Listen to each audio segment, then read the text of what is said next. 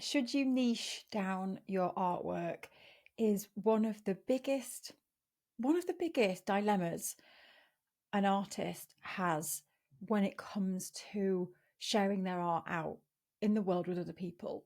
And this topic of niching, which I avoid the word niche, because for a lot of people, I think that word niche can sometimes bring up feelings of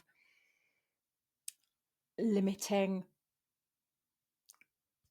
like lack of creativity, lack of freedom, and it makes people cringe. And that's why I avoid using that word completely, because I don't think it is about. I know I understand the word niche and I identify it in some people, and I have used it occasionally where I've seen somebody who's very, very specific in what they create, and they've got like this micro subject matter, and it could be something like um, painting fish from a particular ocean, that to me, that's very niche. So I would use it in that context, like that's very niche, that's very specific. And this then comes up, and I see it on social media, and I see people getting angry about having to niche down and what that means. And so I thought I'd hop on today to talk about this, because I saw a comment not long ago saying, oh, you should not niche your artwork, it's a load of crap. And here's my view on it, that there is no right or wrong in this world. And first of all, we've got to get clear on the definition of niching, because I think sometimes that's what the problem is. It's people using that word and then applying the negative connotations and the negativity towards that word and what it actually means. And so that's the first part of this, is actually when we look at that word and we get a sense for what we actually meaning, because then that can take away a lot of the anger around that word and a lot of the resistance to focus on something if you choose to. So that's the first thing. And whenever I get aggravated by a word, I always come back to, okay, what have I put onto this word? What is my preconceived idea? What is my relationship with this word? What have I turned this word into? And I have met so many artists throughout the years now. Some of them, so let's just hold on a minute before I say what they've done. I'm just going to clarify the meaning for me. Niche is just focusing on something. It's niching down, focusing on something specific. Now, some people might relate that to like a particular audience, a particular subject matter. It has to have all these rules. I'm just using it as like the example I just gave you, which is fish from the Atlantic. Um, that's very niche. And so I have worked with many artists, and some of them have refined their work down so specifically to what I just said. And that's why I don't think it's warranted to go around saying you shouldn't do that. Because with art, we should all have the choice to do what we like. So if you want to niche down, niche down. And I don't get derailed by other people that tell you that you shouldn't niche down, because there's so many opinions, and people do it to get people's emotions going, like, oh, you shouldn't niche or you should niche. And they're trying to rattle your cage a lot of the time. And so this is up to you, and you can decide whether that's going to benefit you or not by helping you to focus, helping you to go deep into a topic. A lot of people think that niching down is, like I say, cutting off part of yourself and limiting yourself. And actually, it doesn't have to be like that. And the way I think about it now is that you can still niche parts of your artwork, focus parts of your artwork, and still be highly creative in lots and lots of other different ways. Just like Picasso. And that's what I talk about in the book. I use Picasso as the example because that is still possible. And I think this is where people probably get confused because they think of niching down as, right, I'm only going to paint scissors now for the rest of my life and that's it. And I can't paint anything else other than scissors because that's what I've decided that I'm going to do. And it's not about that. It's about looking at your artwork in pockets and identifying the relationship between those different pieces. And ultimately, you made them. So everything is going to be tied together because of you. And that's what my book is all about. Your Art Matters. It's about helping you understand how your artwork relates because it did. You made it. And so not thinking about, oh, it has to be this and it has to be like that for the rest of my life.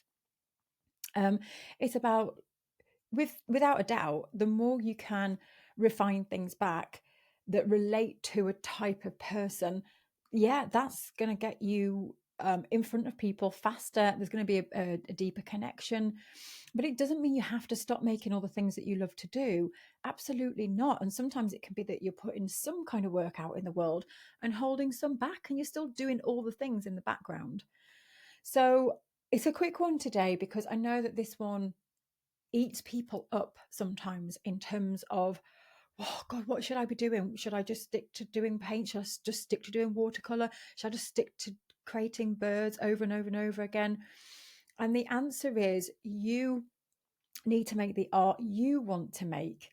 And the more you can be in tune with what you want to create and what you want to immerse yourself in, then you can then decide what you put out into the world. Then you can see what you have in front of you and how it relates. And if you want to create all of that, then okay, let's just see how this hangs all together. So don't get hung up on, if I create this art, I wonder if this is going to be the best thing that's going to sell. Because sometimes they are good questions to ask, but ultimately you are the artist and you are creating art that expresses you, a part of you, the way you see, the way you feel.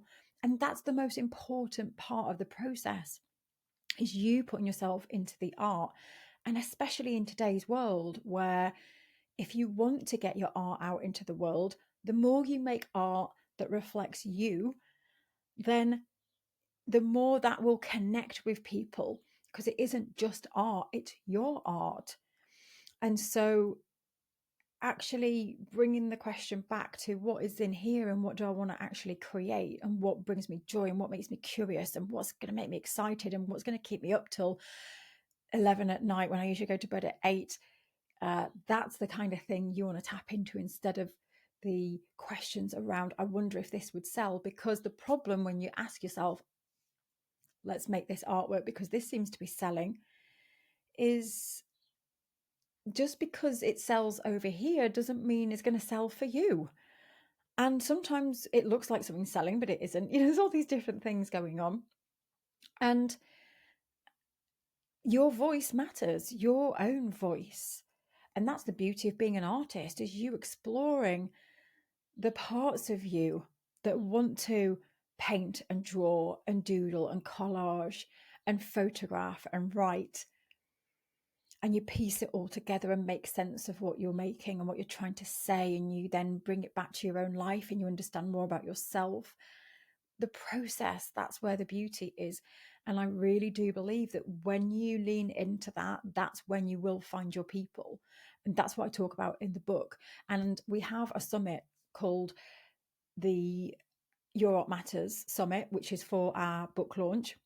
And I'm so excited to share this with you because it's going to be 3 days from the 6th to the 8th of August.